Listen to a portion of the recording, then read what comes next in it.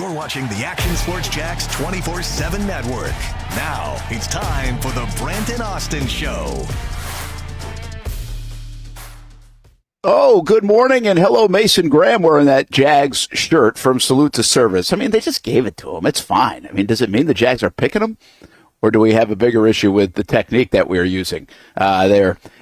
Could that be the future Jaguar at number 5 overall as we get closer and closer to the NFL draft inside 10 days to go? Hey, everybody, Brent Martineau, Austen Lane, Jason Hamby on a Tuesday. I've spent the last day researching names for my coffee truck on Friday that's combined with our show. Also looking up and Googling if we have mobile dentists, mobile haircuts. I got one on the run yesterday as well. So a lot going on over the last 24 hours from yesterday's show to dig into. And deeper and deeper we get. A lot to dig into today, like maybe Jalen Ramsey. Should the Jags be interested in trading with the Miami Dolphins to get Jalen Ramsey back? Is that far-fetched? Does that make any sense? Jalen wants out again, it sounds like. Good morning, Austen Lane. Jalen Ramsey's going to play with about 4, 5, 6 different teams, it looks like, in his career. Yeah, man, it looks like it, and I don't know, this is more of a discrepancy from him being fed up with the Dolphins. Is this more of just he's kind of a cap casualty with the amount of money he's making? Obviously, there's a bunch of rumors out there and everything, but not sure how much we can believe in Ricky and everybody, but shout out to Ricky. I mean, he called this whole thing like I think 3 or 4 days ago before like the big, sources did. So I'm going to give him props there. But an interesting candidate in Jalen Ramsey, a guy who at one time was considered the top cornerback in the league. I feel like he's kind of fallen off that podium a little bit, but still a pretty quality player, I feel like, if you get him at the right price. Hey, where would you guess, like right now, what do I look like I'm in? I feel like I'm sequestered on a jury. Also potentially like... looks like you're doing a hostage video. What's the word? Isolate. Looks like you're... a little bit of that. I didn't want to... Looks like you're being held against your will and you're doing a hostage video. Yep, I'll say it. Yeah, it does kind of. But I also feel like because I've been sick, I don't want to... I'm quarantined or something today. Oh, that's there we what go. It feels like. Didn't want to be in the studio, so I'm quarantined.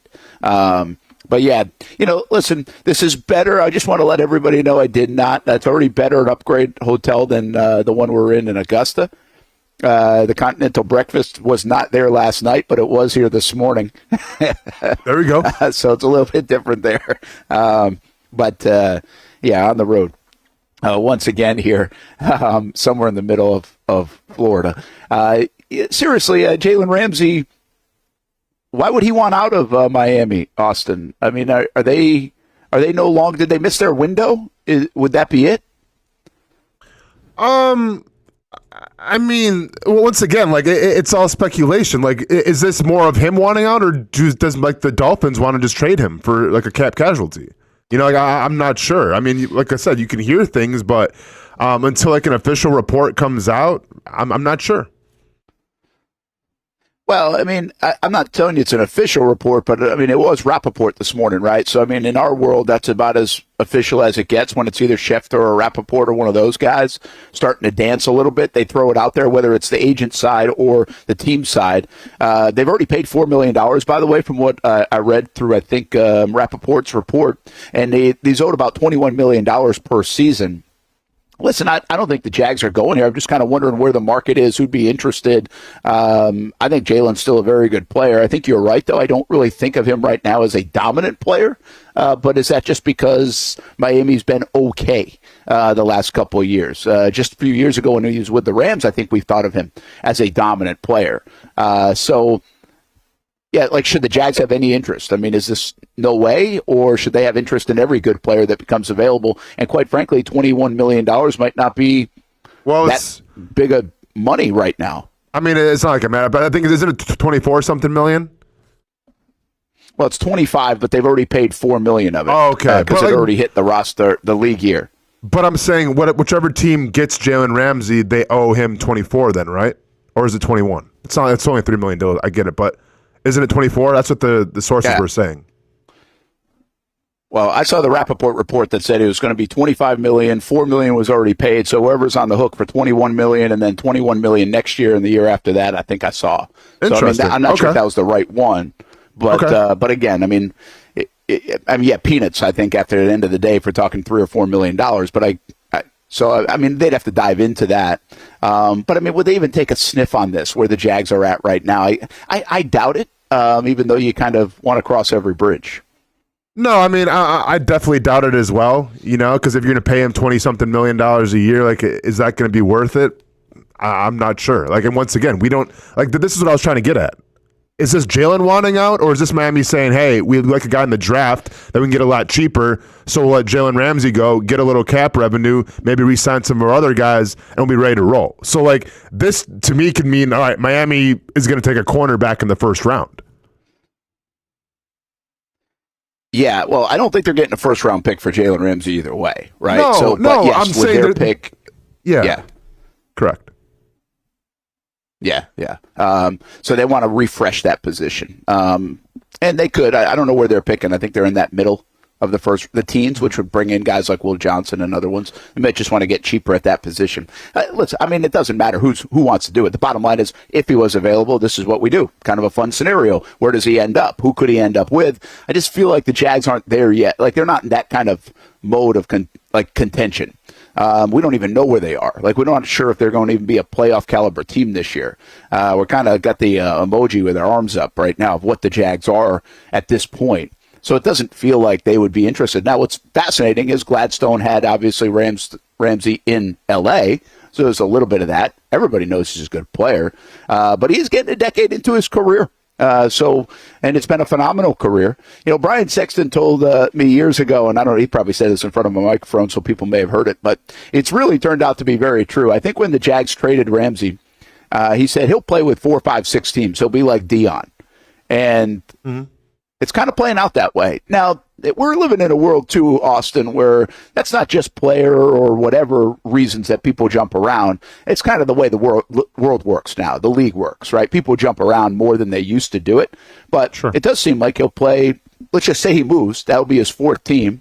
And maybe he gets one more team at the very least at the tail end of his career to hang on for another year. But I don't know if it's a negative connotation, I guess, is my point. Because look at Calais Campbell. Calais Campbell now has played for 3, 4, 5 teams and going back to Arizona. Yeah. So I just don't think that part of it's a negative connotation. No, it's just it's the way that it works. I just feel like teams are always trying to reload now in the draft and go with cheaper routes, especially if it's a guy that, Jalen Ramsey wasn't drafted by Miami. Like if we go back to how everything happened, we would hope that we get Jalen Ramsey and we keep him here for the next 10 years, right? Like that's what you hope to do with Josh Hines-Allen. That's what you hope to do eventually with Trevor Lawrence, and obviously he ups his play as well a little bit. Like that's how you build a team. And, we know what happened with Ramsey. It just didn't work out here. Miscommunications, disgruntled employee, whatever you want to call it. But it didn't work out here. This is just kind of the status quo now, I feel like, of the NFL, where I think guys rarely are going to be on one team for their entire career, whether it's just teams trying to save money, whether it's, the player wanting the most money possible and what that money says. It's just, it's a rare commodity now. Yeah, it just doesn't happen. It's, I thought, again, this is a new thing too. I think if you go back 6, 7, 8 years ago, I'm not sure you'd say it as much, but it's become a new thing. And I use the Calais Campbell example. Everybody wants Calais Campbell on their team, and he's still bounced around. So, but it's fascinating to look at a guy like Ramsey and where he's going to end up. I also think he's like a final piece kind of play, don't you? Like he's a chess piece. Like now, Baltimore's not a team that would say, hey, we need a $21 million guy. But let's just say for the heck of it, the Philadelphia Eagles, who they didn't bring Slay back, right? I don't think they did. Obviously, they went younger at the position, but I think they let Slay go. Like, they would be a candidate to me for a guy like Ramsey, because that's what they do. They continue to add those kind of pieces. I mean, not given their current stature. I'm talking about the teams that do this stuff, the teams that go get a guy like him, like the Rams used to do. The Ravens don't seem to go add a $20 million piece very often, right? The Steelers don't seem to do that. But it seems like the Eagles, like if they had a hole at corner, then they would make a play for a guy like this. I just don't think he's going to be a piece for everybody at this point of his career and at that dollar point. I think he's like a final piece that you think you can go win a Super Bowl with. No, without a doubt, and I think he's gonna agree with this as well. Now, keep in mind, like he's not a free agent, so he's gonna go wherever the Dolphins want to send him. Now, yeah, you can do him a favor like the Jaguars did with Calais Campbell, sending him to Baltimore, and we'll see what kind of favor the Miami Dolphins do if there's indeed a trade here. I mean, yeah, I agree with you. Any team that's going to get Jalen Ramsey is going to be a team that's on the cusp of making a playoff run or going to the Super Bowl. So, yeah, I think it's kind of limited. I mean, I think the Commanders could be interesting. Oh, yeah. That'd be interesting. Because they have Sanistril. Who else they got? They got anybody else? Well, didn't they get Cat from New Orleans? Isn't Lattimore over there? Or who's over there? Oh, Lattimore? Yeah. I think Lattimore might be there. I think you're right. Yeah. But I'm not sure what that contract looked like. Yeah, me either. So, anyway, interesting report this morning about Jalen Ramsey and still, obviously, I think a really good player.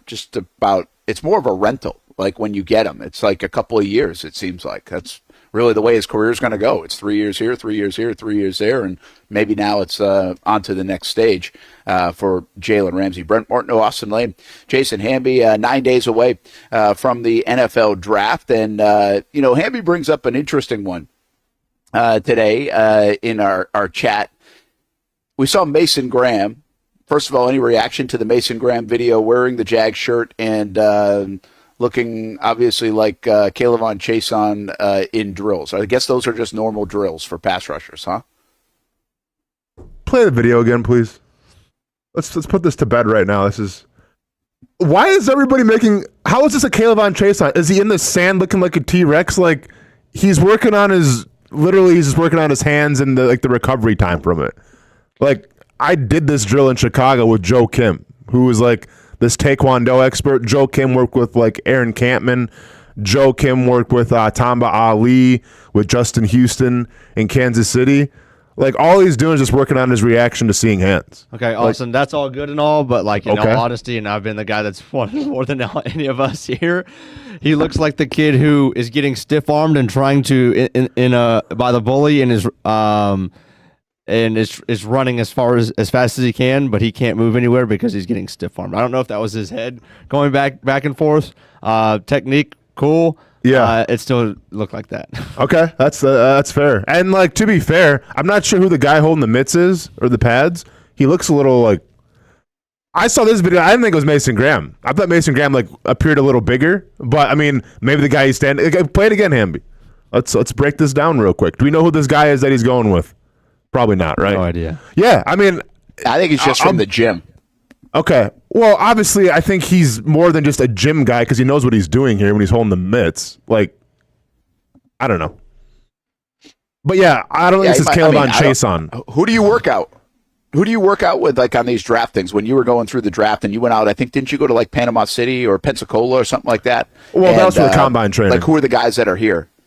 No, I mean that was for combine training. I didn't work on like pre-draft stuff. Like when I worked out in Pensacola, it was all just prepping for like the 40-yard dash and all those drills. We didn't actually do a lot of like defensive line drills. Like go ahead.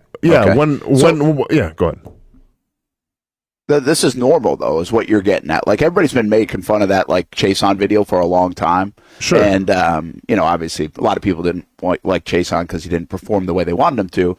And now you're getting this kind of comparison again. And I understand it's a drill. Like, they wouldn't be doing it if it wasn't a drill. You know what's funny? Well, explain again what the purpose of the drill is. So you're working off your hand reaction. Like, I literally did this same drill with a bunch of kids in, like, the old house I used to live at in the old neighborhood. I literally did that same drill a lot slower, obviously, with the kids in the neighborhood one time. Just because, like, Hammy, put it back up. Okay. So, I will take you through it, okay? So the hands, baby. Is there a way of, like, we can't really slow it down, can we? That's asking way too much. Nope. Oh, can we? Oh. Okay. So, this is all about... Maybe delivering early.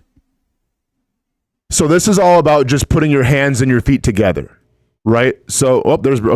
Exactly. So when he shows the hands, we're working on our footwork, we're working on our hand placement, and we're working on turning the hips. So this is trying to simulate, all right, when you get off the line of scrimmage and the tackle shows your hands, how do you react to it? Right? This is more of like, this isn't just a run fit, obviously, right? Because if it's a run fit, the tackle goes at you. But in a pass set, when he shows you your hands, how do you react to it? So that's all this drill is right now. It's just seeing the hands, having moves in place. And why, by the way, if you want to break down the Mason Graham film of college and what he needs to do better, guess what it is? It's the move area. What's he working right now? The move area. That's good. That's good. That's good. Lineman, that's why we have you on the show. That's right. To me, that was like if that O lineman goes nose over toes, Mason Graham would just snatch him down and he'll be over on his face. Say that again? Sorry? If the O lineman is nose over toes, yes, off balance, Mason Graham's just going to snatch him right down and he'll be on his face. Sure. That would be a fun thing to see. Now, that'd listen, be guys, fantastic. I might be, maybe I'm getting old, okay? But Mason Graham looks like he's like 14 years old. Oh no, that's what I'm saying, man. He looks like that's why I want to know like who the guy he's going against with, because like I need a size comparison here. Because like how tall is Mason Graham? 6'3"? Yeah, 6'3". He does not look 6'3" in this video. But wow. I would never have guessed that would have been Mason Graham like currently. I mean, that's pretty wild.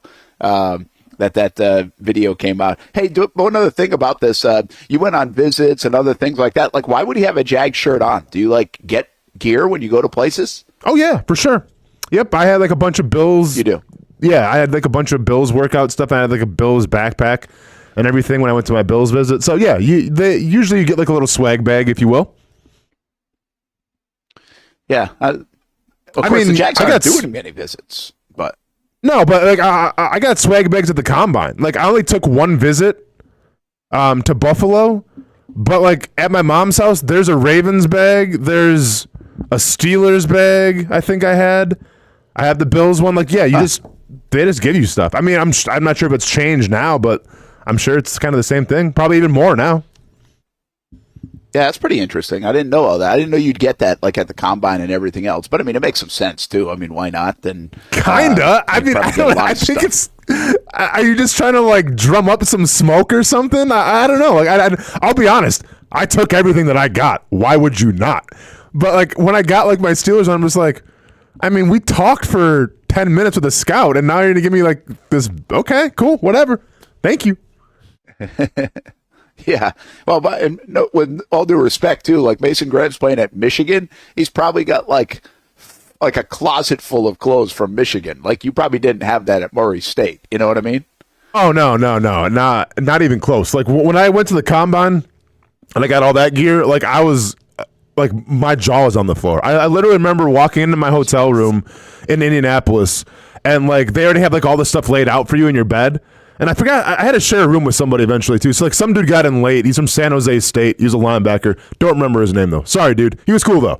But anyways, so I get in the room, and, like, literally strung out across my bed is, like, 10 different shirts, shorts, and everything. And I remember, like, I took a video, and I sent it to my friends back home thinking, like, dang, dude, like, check all this stuff out. And, like, meanwhile, I remember, like, being at the Senior Bowl with LeGarrette Blount, and like they literally sent him from Oregon like 3 different helmets for practice, like all the gear you could ever imagine. And here you had me at the combine just like going crazy. Like I got a couple free t-shirts.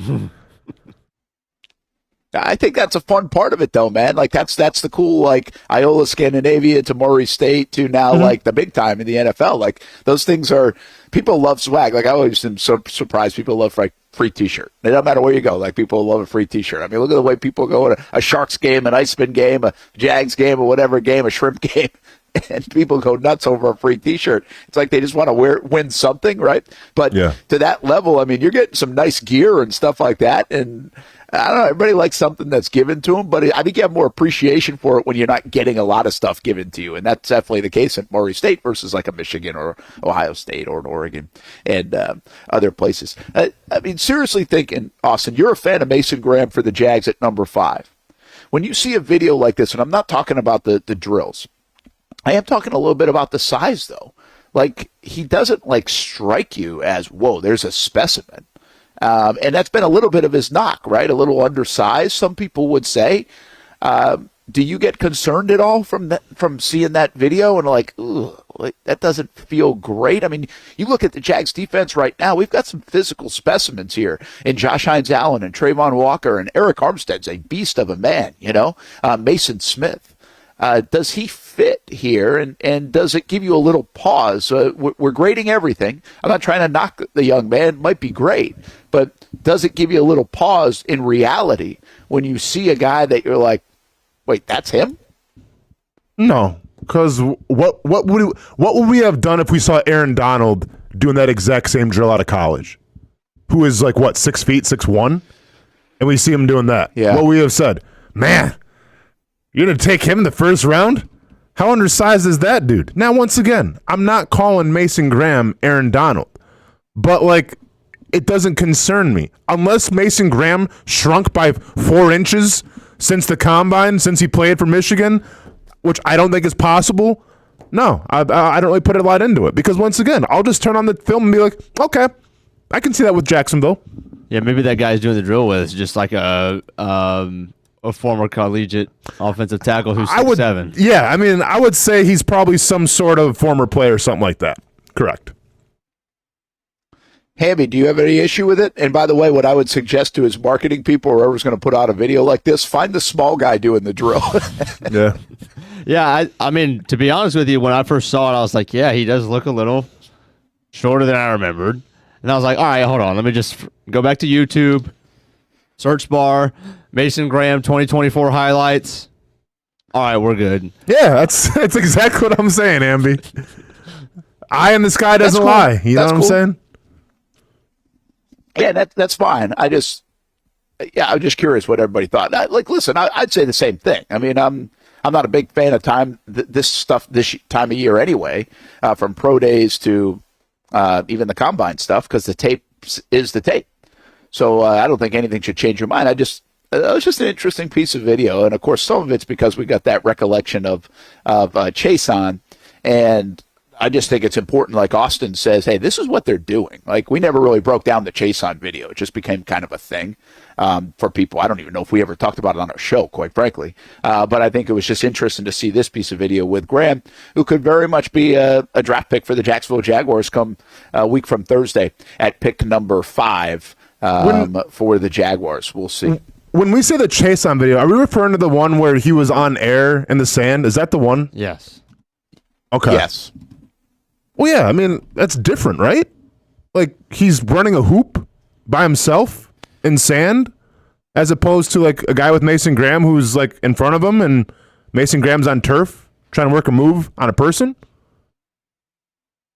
Yeah, I don't know how different it is, because I don't know what drills, or if he was just doing a drill just to work on things by himself, which I guess would be fine if you did that in the backyard or did that on the beach, or maybe it's harder to do it on the beach. Running is harder on the beach. Like, I don't know if that was just a fun thing or a regular thing. I just know it became a thing for Jags fans who obviously had a dislike for Chase on. I mean, for a variety of reasons, obviously, mostly performance. So that's... And that is here nor there, right? That's just today's world and society we live in. But I just thought the explanation you just had of the actual drill does remind you of what Chason was also trying to do, even if it was against air and just working on his own. I probably should never let that video get out of his phone. Hammy, do you have the video? I see him I'm laughing. trying to pull it up. Okay. Yeah, I just think it's vastly, because I remember the Chason video, and I remember like the memes and the stuff that went with it. I just feel like it's vastly different to what Mason Graham's doing. Like, I've seen on Twitter people saying, oh, it's Chase on video over again. Like, it's really not, though. Like, it's vastly different. But I haven't seen the Chase on video in a minute, so I might be wrong. Yeah, well, maybe we'll find that one. Hey, one other thing before we take a quick time out, I just saw this. Cam Ward is supposed to be at the draft. I feel like we talk about this more and more in the last couple of years, but there's only 17 guys going to the draft, Austin. Like, sure. It's not going to be attended by a lot of folks. I'm looking at the article right now. Jackson Dart, Jalen Milroe. Which is crazy still, I Shedeur think. Sanders is... Who's that? Say that again. Milroe. Milroe. Yeah. Yeah, he's going to be waiting now. Shedeur Sanders is not going to go, apparently. Okay. Travis Hunter will be there, though, so that will be the big draw. Matthew Golden, Ted McMillan also scheduled to be there. Other prominent players, according to the ESPN article, Abdul Carter, Ashton Genty, Will Campbell, and Mason Graham. So they'll all be there as well. Then you got guys like Tyler Booker, Jahad Campbell, Malachi Starks, Mikel Williams, and Will Johnson also scheduled to be there. I also see Josh Simmons and Shamar Stewart, which is interesting, right? Because, I mean, you could have – are they paying some of these guys already to be there a little extra because they know they might be, like, waiting a long time in the green room? I mean, you're looking at a couple of candidates there, right, with Milroe and Shamar Stewart, who could be waiting for quite some time, and it could be kind of awkward, but it's almost like TV plays that reality show part up. Yeah, I mean, you know how I feel about Stewart. You know, he's in my top 5. I think what I had him at number 4. I can't remember where I had him now. But I think, like, he's a legit dude, and I think he'll get drafted the first round, I believe. Milroe is the wild card to me, though. Like, and me and Hamby kind of broke this down a little bit. Like, Brent, you think Milroe's going first round? No, absolutely not. See, I kind of think that as well, but why would you go then? You know, like, what? Why would you take part of this just to sit in a green room? Like, don't tell me it's a little for extra money. Like, he's going to make some money regardless. And plus, I'm sure he's doing just fine with the NIL deal at Alabama as well.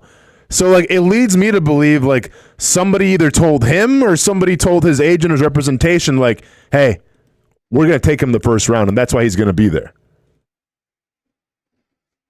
Yeah, but you know how that works, Austin. Like, that doesn't matter what they tell you. I mean, there are so many stories about, like, hey, if you're there at 22, we're going to take you, and doesn't happen. Okay. I mean, Calais Campbell told us the story the Jags had. They were going to take him, and they passed on him. But, like, there's countless stories like that. Of course, but how many film studies does Jalen Miller have to watch where quarterbacks sitting in the green room, sitting by themselves with a dejected look on their face because they didn't go the first round like they thought? Like, why would he subject himself to that then if he didn't have a really good feeling he's going the first round?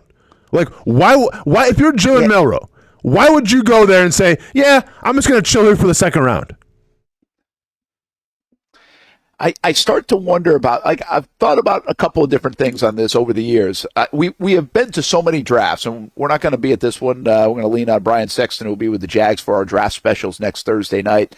And I've been to a lot of them, and I really enjoy the drafts. I think it's kind of cool. But what I've noticed and this isn't just a me notice thing, I think this is pretty obvious to everybody, there are less and less draft hopefuls going to the draft. For whatever reason. I don't think a lot of them want to subject themselves to that potential, the Aaron Rodgers stuff, the whoever else you remember in the green room. But then I also think there's a couple other things at hand. Are these guys getting paid? I don't know if I've ever seen a story of, hey, we'll pay you, we'll give you a bonus, we'll do this or that to get there. I'm not even sure. I haven't read enough on it. I always just think of the story right now when I see it, like a week before the draft. And then I think there's another thing involved here, Austin, especially nowadays, that I wonder why guys like this go.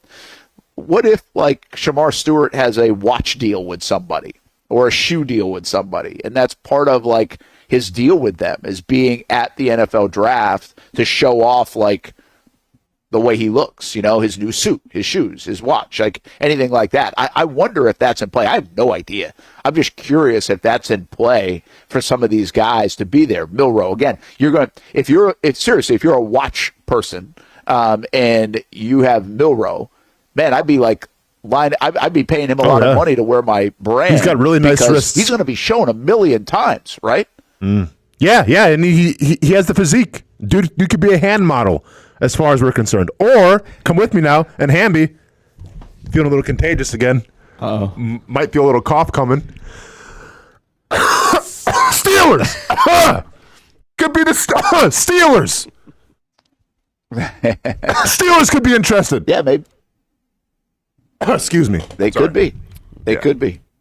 Yeah, you're right. I feel you. This has been a running thing for the past week. Sorry, Brent. I hear you. I've heard you. Okay. 17 guys, though. Okay, will be there at the draft. That seems like a smaller number than most years. I will say, and I just think some of these things are changing. We got way less attention on pro days this year. I thought this spring. We're talking about guys like we have in the Rams in Jacksonville now, about visits, about whether you go to the combine. And I think even this draft spectacle, is it losing a little steam for the players? Do they rather just be in their home, a la Trevor Lawrence? And I think Trayvon Walker did the same thing, and kind of in a controlled environment. Now, you can still have the draft will still do very well. I don't think they actually need 30 guys there. I just think it's an interesting piece of we're getting less and less guys that want to be here. Let's take a time out. Brent Austen Show on the Action Sports Jax 24/7 network. Just getting rolling here on a Tuesday, 9 days away from the NFL draft. What do we got? Let me look. Oh, there it is. Okay, Austin, what do you think? It's not the same. It's not even close to the same thing. That's what I think. Do you think he was doing this for real or for fun? No, I think he was doing this for real. Like he's trying to work on his bend and getting around the corner, and it's like shadow boxing, right? So he's trying to visualize the tackle in front of him, keeping the tight corner, flipping your hips, and going. It looks like Carlton from Fresh Prince of Bel-Air tried to do some pass rush drills. I like that. Okay. I like that. Yeah, it's that's something. Not the same thing. That is something. Not the same thing. Okay, thanks for clarifying. We'll be back on the Brent Austen Show. When it's time to get a new car for anyone in your family, just remember, nobody but Nimnick, the #1 Buick GMC dealer in Jacksonville. Get the latest price breaks on 2023 and 2024 models, or the newest 2025 vehicles in the showroom on Phillips Highway, or shop online at nimnickbuickgmc.com 24 hours a day. GMC Sierras, Yukons, and the redesigned Acadias, or get the all-new redesigned line with Buicks. It's nobody but Nimnick, and part of the reason why is this is a first-class buying experience here at Nimnick Buick GMC. You're not just a customer, you're a friend. This is about getting a vehicle that best fits you and getting you on the road, and also helping you and your family down the road. Nimnick has a treating you right guarantee, courtesy, respect, fairness. And most Buicks, GMCs, and Jacksonville's only Car Bravo dealer, nobody but Nimnick. Who has put in the most years and stands behind a better experience? Nobody but Nimnick. GMC. We are professional grade. The schedules are out for another summer of soccer here in Jacksonville with the Armada men's and women's under-23 squads, starting with the ladies and the home opener on May 24th. 2 weeks later, they're back in Northeast Florida for a June 7th matchup. The season wraps up with a pair of Friday night home matches June 20th and the 27th. As for the boys in blue, they debut against a couple league newcomers on May 9th and 17th respectively, with more home dates on May 31st, June 14th, and June 21st. All those matches are at Edward Waters University, and you can watch them live on the Action Sports Jax 24/7 network. Those teams are a big focus on Fleet and Footy, covering the big soccer stories each week on the Action Sports Jax 24/7 network. I'll put one in the back of the net for you. Join us for player profiles, fun interviews, and the very latest on the Fleet and all things footy. That's every Thursday at 2 p.m. I've been telling you about CGC Water Treatment and Plumbing for a long time now. Their drinking water systems remove up to 99% of contaminants. We've had a Connecticut water softener and drinking water system in our home for more than 7 years. You can see the difference whether you're washing clothes, the dishes, or what I like to do most, fill this up for some coffee every morning, and mostly all day. Remember, if you're not filtering your water, you are the filter. Don't be the filter. Right now, you can get a free Connecticut reverse osmosis system with the purchase of a Connecticut Premier Softener. The experts at CGC Water Treatment and Plumbing will test your water for free and determine your water score. Don't know your water score? CGC will find out and recommend the appropriate Connecticut water treatment solutions so you can improve it. Call 904-552-1242 or visit cgcwater.com. Ask about our 90-day love it or leave it guarantee. CGC Water Treatment and Plumbing, an authorized independent Connecticut dealer. Florida license number CFC 1432579. There's a saying in sports, you can't win them all, but you can win a lot with good folks on your team. Like that one painter, First Coast. It's tough to beat the sun in Florida, so your home fades. It's tough to beat that HOA when they come calling. Beat the sun, beat the HOA with that one painter, First Coast. And it's a good time to do it.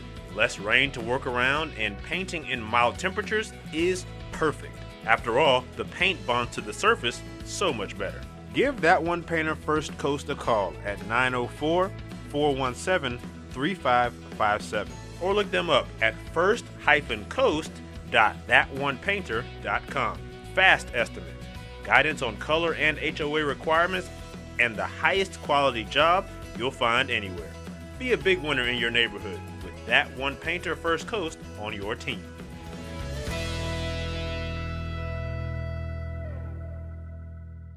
When it comes to trucks, I know exactly what I want. And at Bozard Ford, they make it easy to get exactly that. Let's go make this truck a little more my style. With Bozard Built, I can create my perfect truck right here. Lift kit? Check. Premium wheels? You bet. Advanced lighting package? Oh yeah. The Bozard team works their magic.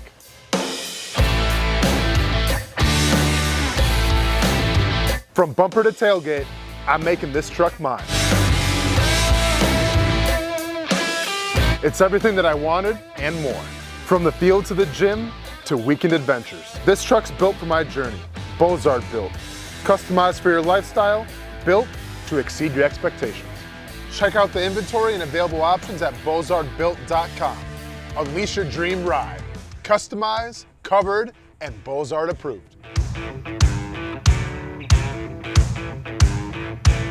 Welcome back to the Brent and Austen Show, streaming on the Action Sports Jax 24/7 network. Here, a little high school baseball action on Monday night as we have district championships already underway in high school baseball. It's really a weird thing this season because everything got moved up because of the new playoff format where they'll go best of three once the regionals start. And Episcopal took advantage of some mistakes by Bowles. Bowles jumped out to a big lead. I think it was 6-1 at one time. 7-1. And then Episcopal comes storming back. It's been a weird 7-1. It's been a weird season for Bowles. They've blown a couple of big leads. And they've been very good at times, not so great at times. Episcopal, meanwhile, they're having a very nice season, and they got a big W. So that is as you know, Hamby, that is a very difficult district around here in classification. The most difficult. There's not even a second close one.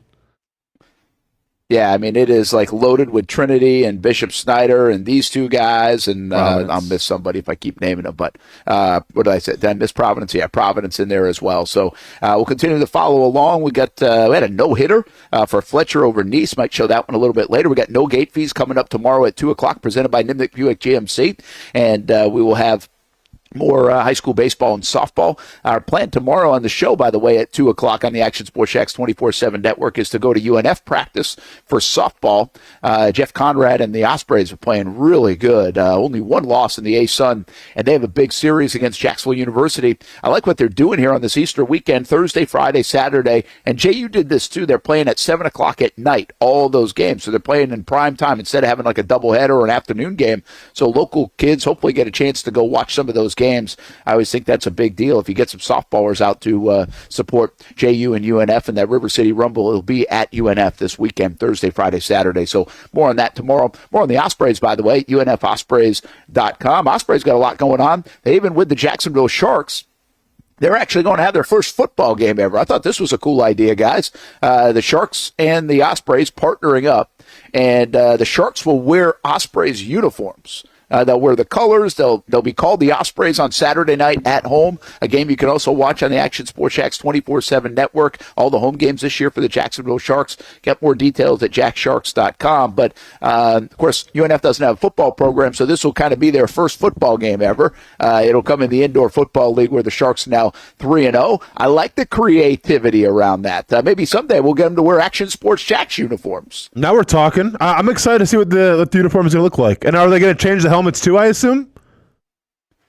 I think it's the whole deal. That's a good question on the helmets. I was reading up on it. Now I can't remember if I saw that. I would assume so because that part might look a little goofy. I wonder if there are some restrictions that they have. They're going to auction the jerseys off for both the UNF Foundation and the Jacksonville Sharks Foundation after the game. So it'll be a nice keeper as well. But yeah, it's a good call. I'm not sure. We'll have to take a look at it, and we'll get more info. We might visit with the Sharks a little bit later on this week. I can't believe they're putting their undefeated record on the line. with the New Jerseys, Hamby? UNF, I mean, the UNF, undefeated in football. undefeated in football, man. That's a good point. That is a good point. Check more out on actionsportshacks.com, by the way. We have our full recap of the week with the Jacksonville Sharks up there, plus a little bit more info on where you can find the game coming up on Saturday, plus Shark Bites, which airs on the network at 7 o'clock on Fridays, also at 1 o'clock and 6:30 on Saturday. So a lot with the Sharks. We'll talk a little bit about the Icemen a little bit later on the show. They've got playoff time coming up, so there's a lot happening here in the area, not just the draft, but there's a lot of other things going on, which we always like and like to celebrate and talk about here on the Brent Austen Show and on the Action Sports Shacks 24/7 network. Hey, guys, I just saw this, so before I forget about it, I'm going to lean into it a little bit here. We always like odds. Who is the second favorite, do you think, to be the number one overall pick if Cam Ward is not? Abdul Carter. Yeah, I would probably go with Abdul Carter as well. You guys would be right. 16-1 odds. Travis Hunter, by the way, 40-1 odds to be the number one overall pick. In the number two overall pick, who do you think is the favorite, Hunter or Carter, or somebody else to be the number two overall pick? I'll say Carter. Carter. It's Hunter. Just because of Myles Garrett. How about that? Huh. I guess there's some smoke. Is there some? I haven't been paying attention to Cleveland that much, but is there a lot of smoke for Travis Hunter to end up in Cleveland right now? I do legitimately think it's just because they paid Myles Garrett that they're not going to they'd favor another position so they don't double their two biggest investments, both money and draft, into the edge position. Yeah, that's interesting. It could be something to that. All right, I mean, let's to see. be fair, Hamby, because like, say you had like a top cornerback, right? Like, who's the best cornerback in the league right now? We go with like Patrick Surtain. Sure. Okay, sure. Let's say he is. Yeah, that's fair. Like, then would the Broncos want to draft another cornerback? I mean, it doesn't. Yeah, Probably not. You know what I'm saying? Like, disqualify them. No, it doesn't If disqualify them. if they have nobody on the other side. But at the same time, yeah, I think I'm with you. I think you'd rather go with somebody else because you're at least locking up that other team's one. Mm-hmm. And let's go try to address something else. Doesn't disqualify, but it's definitely got to decrease the odds. That's different positions, but kind of the same principle. Okay. I'm going to give you one more, guys, because why not? The Jags. How heavy of a favorite do you think Mason Graham is to be the 5th overall pick, and who do you think are the next couple? Are we talking about like how heavy in terms of odds, like plus what? Yeah, like by far, or just it's kind of close? I would say. I'll say by far. I mean, I think it's like plus. You think it's a plus, or you think it's a plus, or is it a favorite, Brent? So he's minus. I'd say it's almost it's even. actually minus. Wow. Okay, if he's minus, then minus 120. I'll just say 140. Okay. Yeah, I'll put minus 120. All right, so I'll put Will Campbell who's next behind him. And we'll put. Shoot, I think I might put. Well, didn't we do this? Isn't Genty up there too? I don't think Genty's that high. Third highest odds. I would put Mimbu. From what I think Vegas would say, I would think that Mimbu would be above Genty. So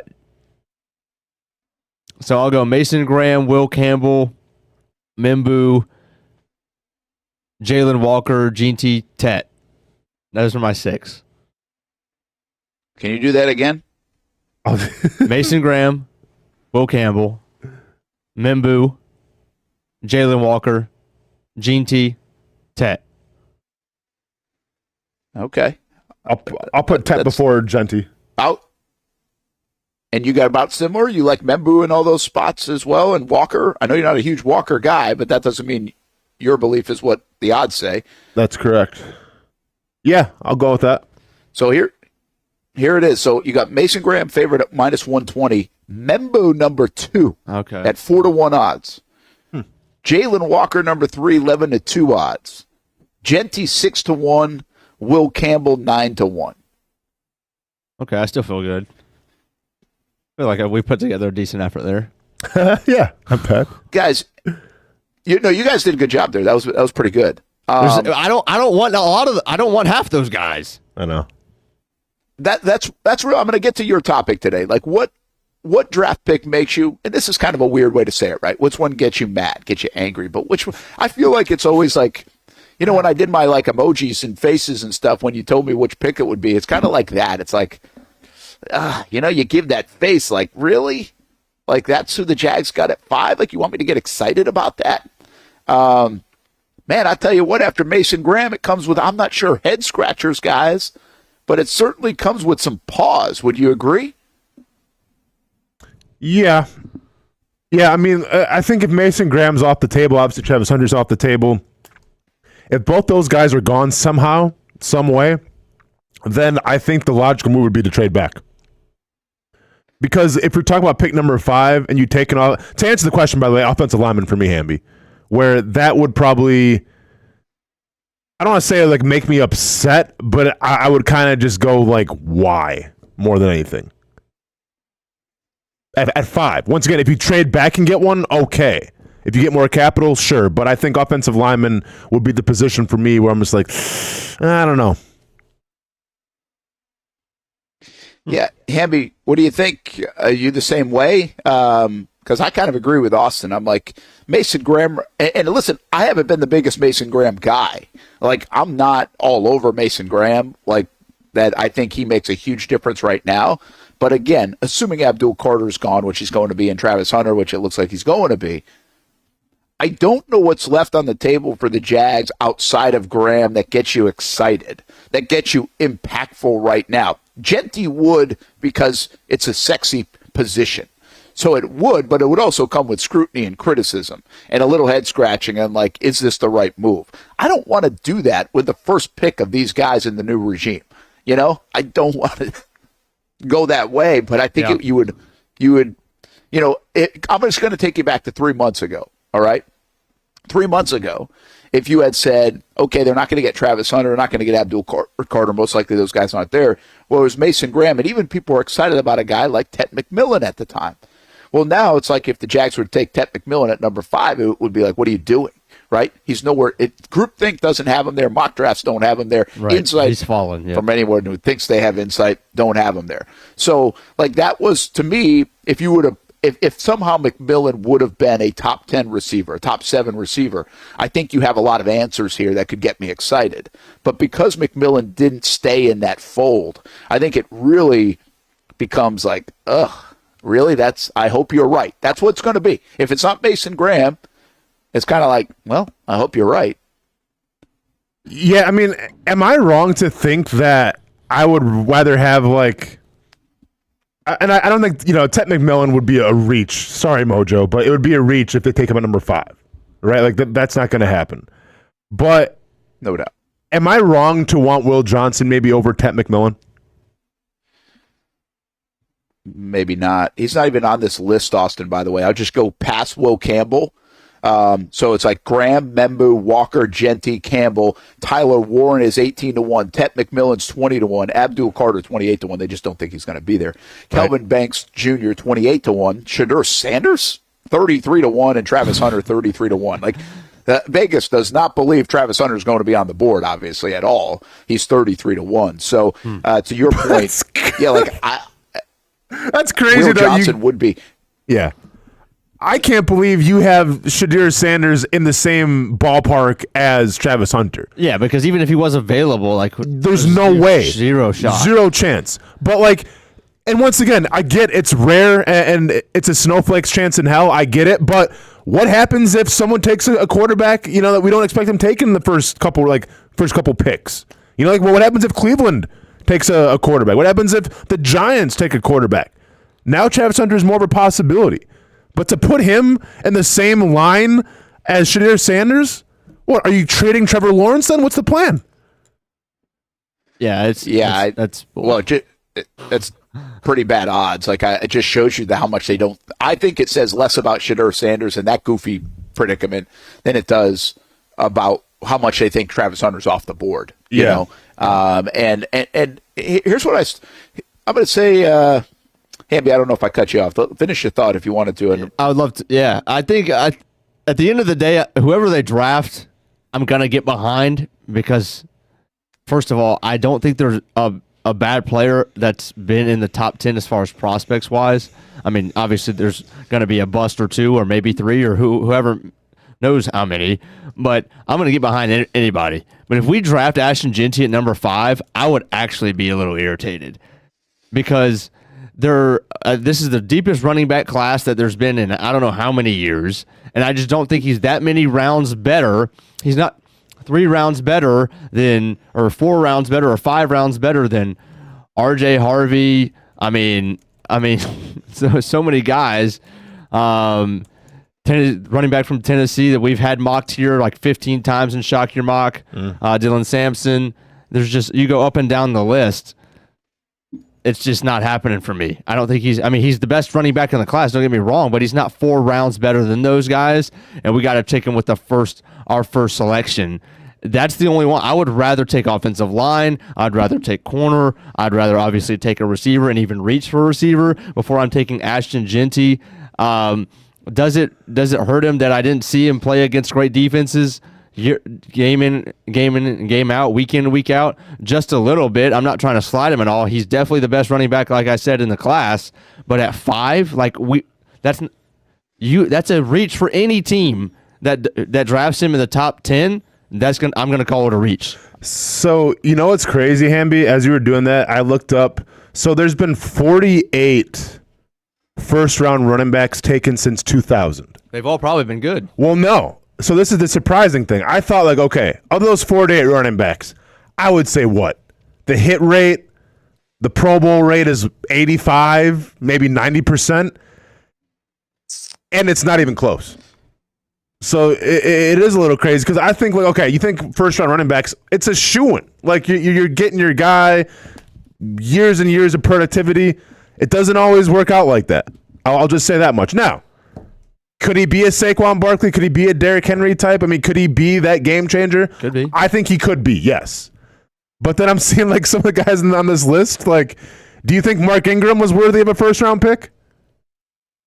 Yeah, probably. No. Thomas Jones? Who? Thomas Jones? Never heard of him. Okay. D'Angelo Williams? Yes. You think was worthy of a first-round pick? Yeah, I think that was more injuries and longevity things. I don't think he was bad. I mean, okay. Jonathan Stewart? No. Yeah, but you got to be really good. That's what I'm saying. Well, Joseph Adai? Ryan Matthews? You're not getting a lot of longevity from any of these Melvin guys. Gordon? Ronnie Brown? You're getting 5 years. Darren McFadden? Doug Martin? Cedric Benson? CJ Spiller? Like, Rashad Mendenhall? Wow. Yeah, it's crazy. How long does that go back, Austin? 2000.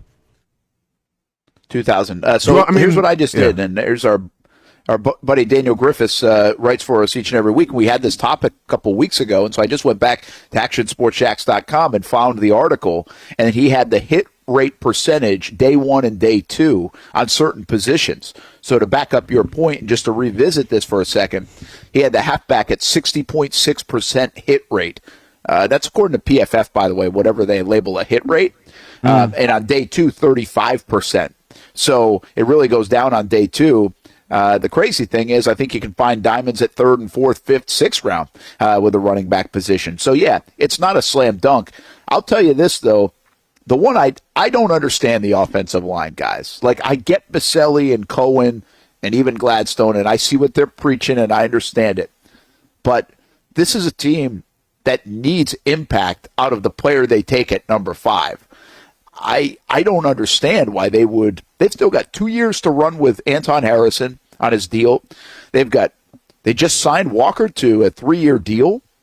Like, it would make zero sense to me after what they did in free agency to pick an offensive lineman at number 5 in this draft. It would actually make way more sense to take Genty because you can play him, you can upgrade if you feel like he's that much better than what you already have.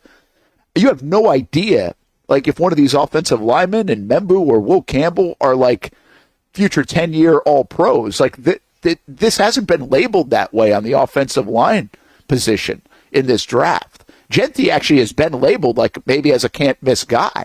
So I really don't get the offensive line stuff. And I see the odds. I think some people really love offensive line no matter what. where are you playing the guy that you draft? If it's Membu, who's the second one on this odds list, where are you playing him and when? Yeah. No, I mean, I agree with you, but like and I get it, it's different, but it can be the same principle because you can say, okay, you get Ashton Genty. Well, you have Travis Etienne and you have Tank Bigsby. So then what, like, is it an upgrade? Sure. But one would think if you draft Membu at number 5, I mean, that's going to be, that has to be an upgrade. So like, if you draft Membu at number 5, we can sit here and say, okay, well, he's going to be in a position bet. Like, no. If you take an offensive tackle number 5, then guess what? Walker Little's sitting, or he's moving someplace else. Like, it's simple as that. Yeah, you trade him or something. Or you move him to guard. Maybe that would be in the works. Yeah. Here we go again. Or you move Membu to guard, who people have talked about potentially. Like, I just feel like, but again, I'll be honest. I'm going to be honest with everybody here, and I'll be. I've done this before, and I've said this before. We just give our opinions in the field. I thought it was crazy when the Jags picked like Anton Harrison in the late, but at least that was like later in the first round. But I was like, why would they go offensive lineman? And damn it, they went offensive lineman. And so I can't tell you. I'm not trying to tell anybody who thinks that they might go offensive line, then they're dumb. I might be the dumb one here. I just don't see it. And I understand that they didn't give Walker Little the contract, but the owner put his stamp of approval on it. So, I mean, that's a silly looking move. If you give the guy a contract extension and then you go replace him in the draft 4 months later. But they didn't. That's odd to me. But that can't be odd, though, Brent, because Liam Cohen didn't do that. James Gladstone didn't do that. Like, it's not their problem. But that's Shad did. Shad did. Shad endorsed it, you know? Because of who? Trent Baalke. Trent Baalke's gone now. So, like, Liam Cohen doesn't owe Walker Little anything. James Gladstone doesn't owe Walker Little anything. Like, sure, Shad Khan did it, and maybe it makes Shad Khan look a little bad. But you can't sit there and say, well, you know, they gave him a new contract. No, like, Liam Cohen doesn't care about that. Nor should he. I don't know. I feel like you and I probably feel the same way. What are you doing to make your football team better right now? And if you come out of this situation and you have all these guys still on the board and you landed on offensive linemen, you become better right now. Like, I guess we'll wait and see, and maybe you're right, but I don't feel that way into this draft. I feel like you could get an edge rusher more than an offensive lineman to make your football team better. I don't know if you feel that way, Austin. I know you feel like interior defensive lineman or corner or receiver or shoot tight end. But theoretically, how much is that defensive line going to play? Theoretically, how much is that edge defender going to play compared to offensive lineman if they both stay healthy the entire season? Well, the offensive lineman will play more snaps, absolutely, because it's not a rotational basis. That's true. But I just look at their, like, here's some of this is for me, and I've never pretended to be a scout or X's and O guy, but like, I think Walker Little's a fine player. Like, I don't know if he's an all-pro player. I just think he's a good player. I think Anton Harrison's a good player. Like, I think you've got stuff to work with there. And I'd rather right now see if that coaching and scheme and everything else enables these guys to reach more of their ceiling than just go out there and replace them.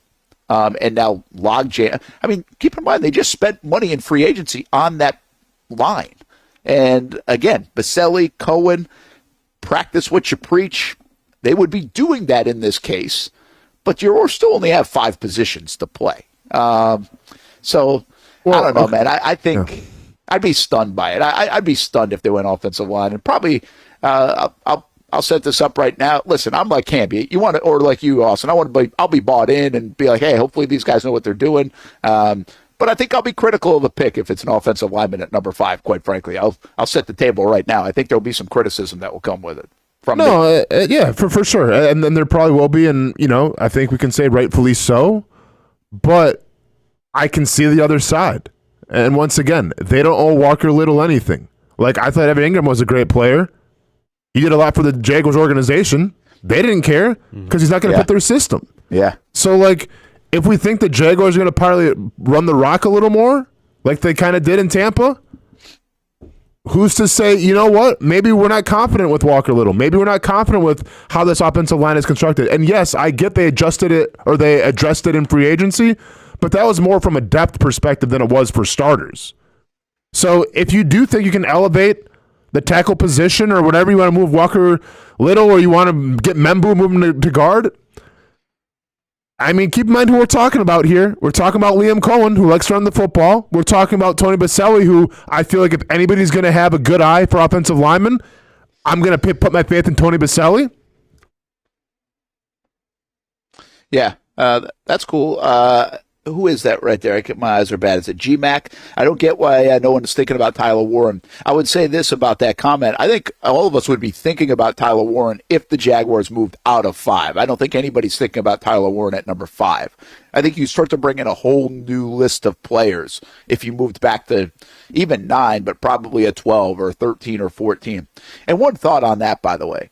If Abdul Carter is off the board and Travis Hunter's off the board, which is expected to be.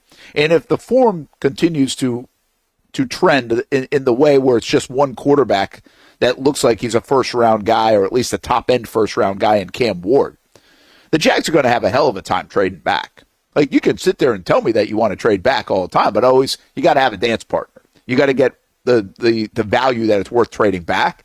And so I actually think it's very unlikely, the way this draft appears to be falling, at least from an odds perspective and a trend perspective, that the Jags will get enough or have a dance partner to trade out a number 5, Austin.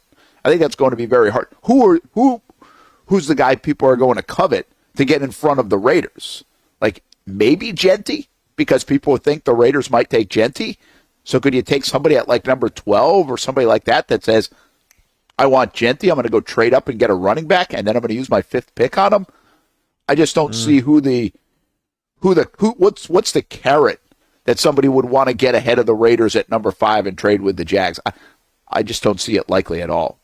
I mean, yeah, I think the carrot is Sanders. I think he's the next quarterback taken. So, you know, if a team's worried about the Raiders, and I get you just paid Geno, so, you know, like, are they going to go then draft a quarterback? But I think Sanders is that guy. Yeah. Let's take time out. We come back. I got a different thing that we haven't talked about as much. What about trading up? Because if we're not all keen on who's left at number 5, and if they're not keen on Mason Graham, and it kind of puts them in a weird spot, almost like, hey, I like this collection of players, but I wish I was picking at number 10 or 12 instead of 5. Would they go the opposite way and potentially move ahead of the Giants to get an Abdul Carter or a Travis Hunter? And how do you get that guy? Do you have to move up to the Giants spot to do that? Let's talk about that when we come back. Is it plausible? Just get rolling here on a Tuesday. Brent Austen Show on the Action Sports Jacks 24/7 Network. More Basil than that pencil bat. Everybody likes the pencil bat. And Nice and Fletcher, by the way, congrats to Kyle Johnson. A sorry young man on first base. Looks like you got your foot stepped on. I hope it's okay. But Kyle Johnson threw a no-hitter in yesterday's district quarterfinal game for Fletcher. Or maybe that was the semifinal game. But either way, good for him. Congrats. More on that, of course, coming up. No gate fees on Wednesday, 2 o'clock, presented by Nimnik Buick GMC on the Action Sports Jacks 24/7 Network. Most of us know how to throw.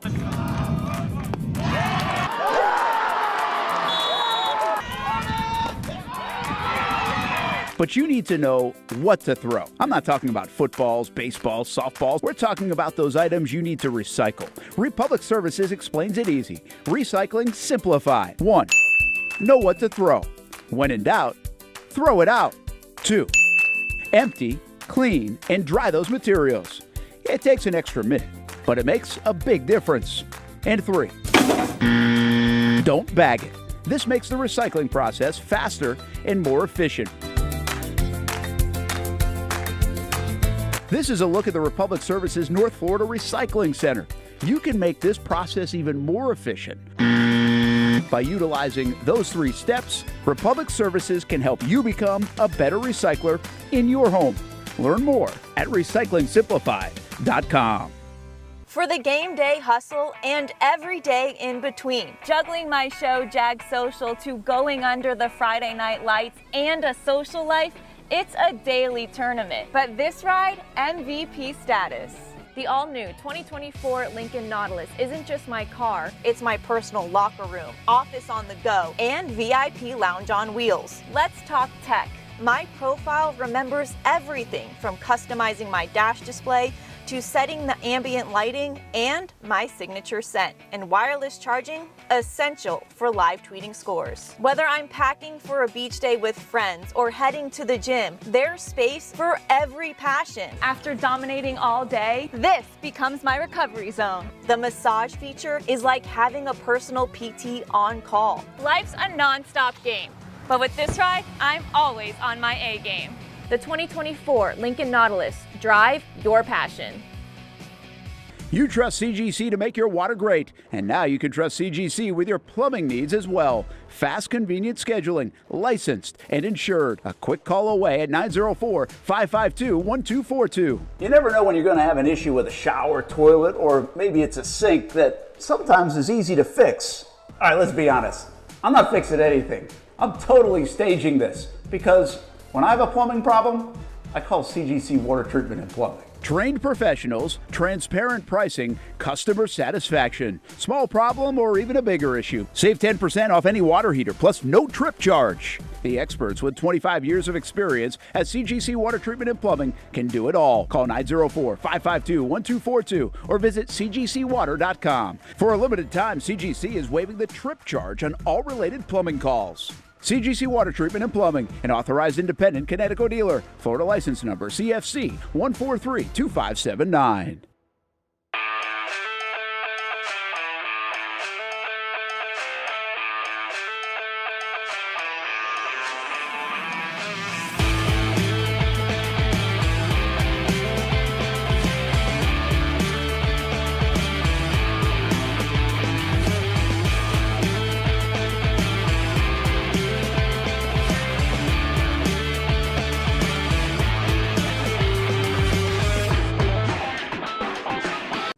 Action Sports Jacks is the biggest brand in Jacksonville, and we're excited to add another partnership for this team's biggest season yet.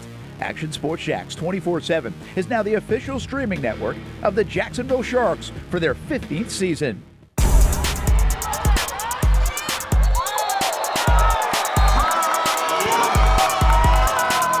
The Jacksonville Sharks are your champions.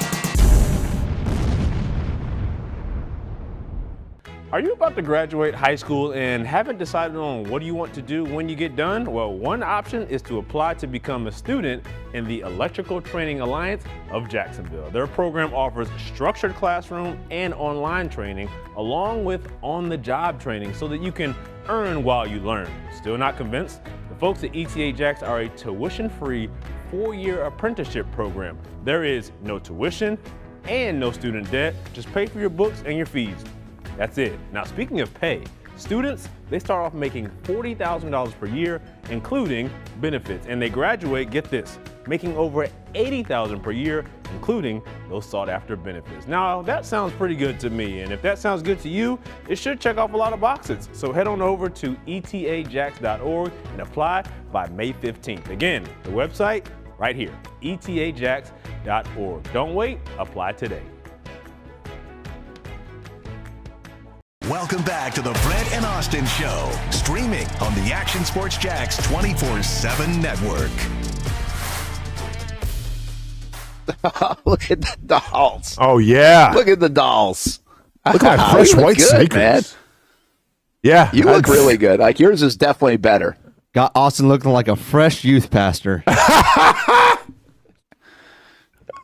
What does Austin Hey, what's look up, like? everybody? Like, I Get feel ready like to you're get in a crunk on boy some band. Jesus. I mean, dude, Hamby kind of nailed it with the youth pastor because, like, I've seen youth pastors, Hamby, and like with the tattoos and everything. So it's like, oh, this guy's cool, but he's also down with Jesus. Yeah, man.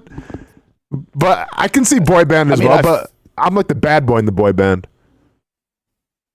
Are you with that smile? That doesn't look too much bad boy to me. Brent, how many how many artists and boy bands have tattoos, like sleeve tattoos?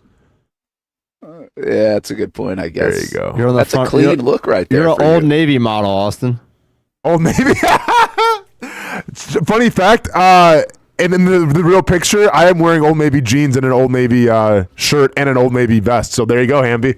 Good call, man. Well, Brent, why are you trapped inside a cell phone case covering and Austin is just chilling on the couch? I feel like Brent looks like how we perceive Mason Graham to look right now.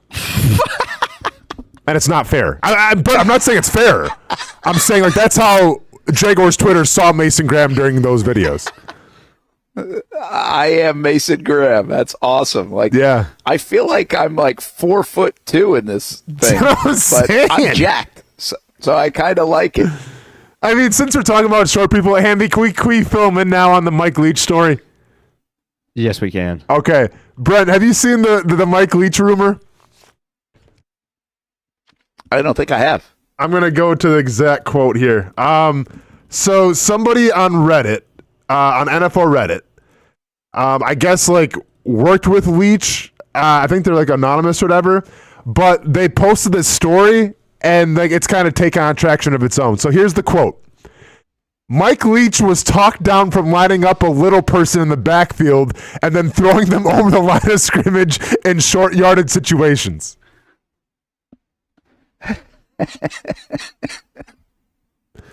And people, I mean, and so this person chimed in and said, other than the optics of doing this, which aren't really positive, why wouldn't this be allowed? And logistically, shouldn't it work?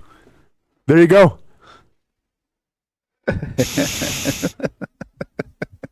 Now, if any coach is going to come up with this, if any coach is going to come up with this, but I mean, to be fair,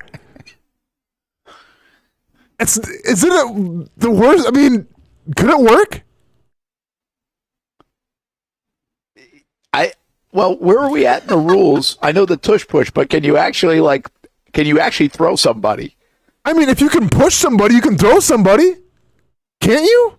Because to be honest with you, like we could still do this with Ty. Hey, Liam Cohen. Get him on the horn. Brent looks like John Cena. That was good. Oh, yeah. Yeah. I said the doll. I sent it to I sent it to the family chat, and Kaylee was all excited about it. She was kind of. I don't know if you're she's jorts away from being Cena. You are. That is John Cena. She said yesterday. She's like, I just showed my friends that, Dad.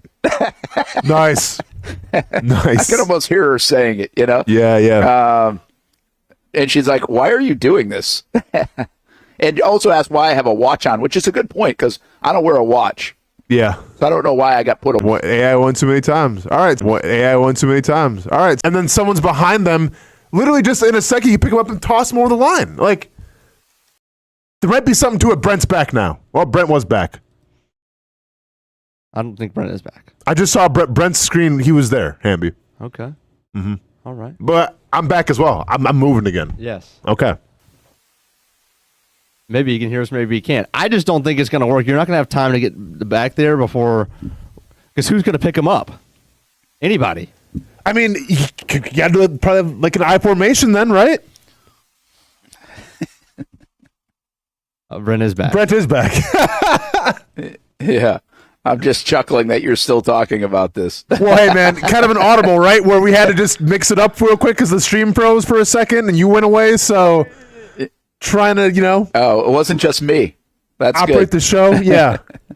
Yep. Yeah. Okay. Yeah, that's kind of incredible. But I'm glad Mike Leach, the late Mike Leach, did not do that. I don't think that would have been well received. Probably not. But I feel like if anybody was going to do it, it's definitely Mike Leach for sure.